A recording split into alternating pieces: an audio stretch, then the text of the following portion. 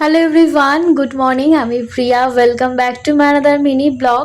আজকে তোমাদের সাথে আমার ডেইলি লাইফের রুটিন তোমাদের সাথে শেয়ার করব।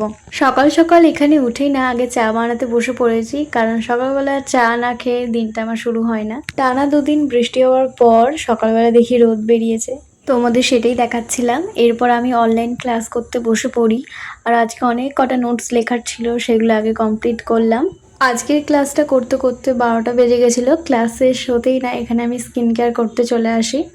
এখানে আমি স্কিন কেয়ারের জন্য নিয়েছিলাম চালের গুঁড়ো, টক দই আর টমেটোর রস আর মধু।